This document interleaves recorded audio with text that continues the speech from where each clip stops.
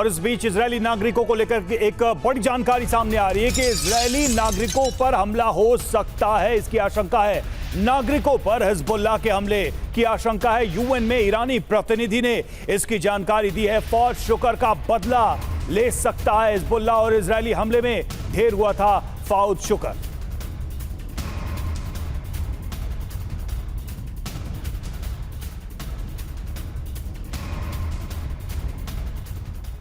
तो हानिया की मौत के बाद से ही लगातार तेहरान से अलग अलग मैसेजेस पूरी दुनिया को जा रहे हैं। और क्या अब इजरायल में विध्वंस कंफर्म हो गया है? कुछ अहम बातों पर गौर करते हैं। देखिए, सबसे पहली बात तो हिजबुल्लाह का बदला। नंबर 1 के इजरायल पर बहुत बड़े हमले की तैयारी हिजबुल्लाह कर रहा है और हिजबुल्लाह इस की तैयारी अपने बॉर्डर पर मिसाइलों को तैनात करके कर रहा है, लेबनान बॉर्डर पर। दूसरा, इजरायली नागरिकों पर हमला करेगा हिजबुल्लाह, यानी कि टारगेट हैं इजरायल के नागरिक। तीसरा है फौज शुक्र की हत्या का बदला लेगा हिजबुल्लाह। और चौथा यह कि अहम ठिकानों पर हमले की भी तैयारी है, यानी नागरिक तो नागरिक, इसके साथ साथ जो एस्टैब्लिशमेंट है उसको भी डैमेज किया जाएगा। पांचवा, एक साथ कई शहरों पर अटैक का प्लान है हिजबुल्लाह की तरफ से। और 30 जुलाई की रात हवाई हमले में फौज शुक्र की मौत हुई थी। उसके बाद से हिजबुल्लाह लगातार जवाबी हमले की तैयारी कर रहा है। तो देखिए किस तरह से ये सारी बातें निकलकर सामने आ रही हैं। आपको बता दें कि हिजबुल्लाह में नसरुल्लाह के बाद नंबर 2 पर फौज शुक्र था, यानी कि नंबर 2 कमांड में था और उसकी भी इस हमले में मौत हो गई, जिसके बाद से हिजबुल्लाह भी लगातार बदले की आग में जल रहा है। यानी कि तेहरान और लेबनान दोनों तरफ से बड़े हमले हो सकते हैं। तो कुछ घंटों बाद इजरायल में वो विनाश शुरू हो गया है जिसकी आशंका थी। हिजबुल्लाह ने उत्तरी इजरायल के शहरों को मिसाइलों और रॉकेट से पाटना शुरू कर दिया। कुछ घंटे पहले हिजबुल्लाह के प्रतिशोध का पहला चरण लॉन्च किया गया।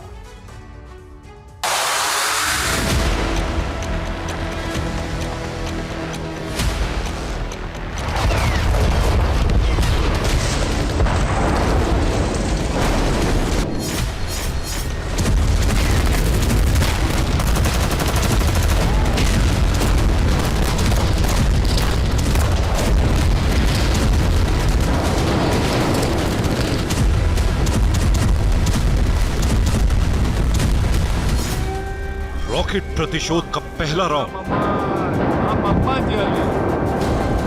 रॉकेट विध्वंस का दूसरा राउंड, रॉकेट प्रहार का तीसरा राउंड, रॉकेट विस्फोट का चौथा राउंड, रॉकेट तबाही का पांचवा राउंड और इस तरह इजराइल के खिलाफ हिजबुल्लाह का बदला शुरू हो गया।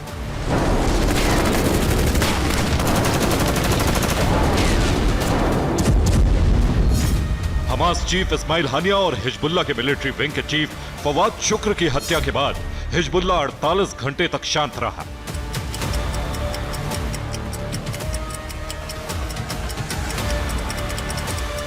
लेकिन 48 घंटे के बाद वही हुआ जिसका ऐलान हिजबुल्लाह चीफ हसन नसरुल्लाह ने किया था।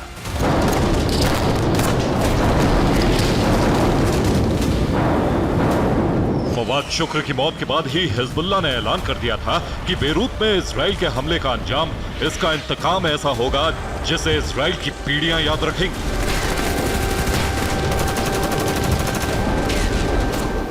अब हिजबुल्लाह जिस तरह से हमले कर रहा है उससे उत्तर इजराइल के साथ साथ दक्षिण इजराइल भी दहल रहा है।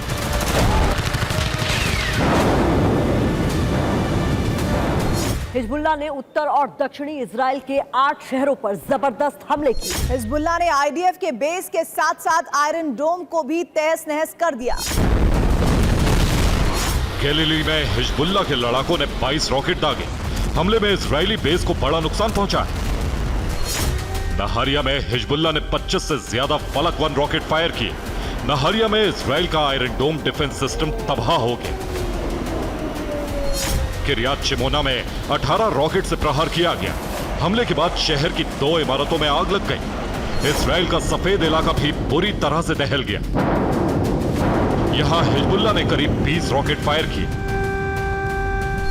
हिजबुल्लाह के हमले के बाद हाइफा में इमरजेंसी लग गई। जान बचाने के लिए लोगों को बंकर में छिपना पड़ा।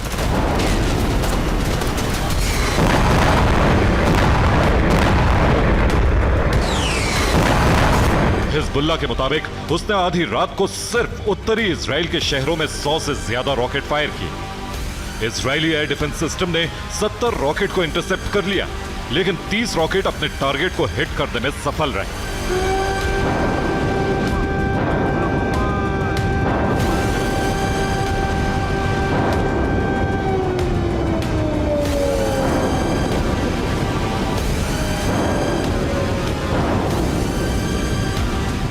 हिजबुल्लाह का यह रॉकेट प्रतिकार हसन नसरल्लाह के आदेश के बाद शुरू हुआ।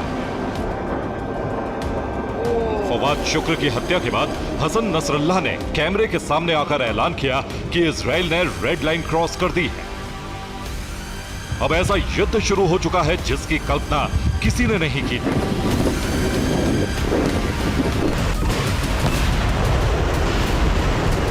नसरल्लाह की इस हुंकार के बाद फवाद शुक्र की मौत का बदला शुरू हो गया।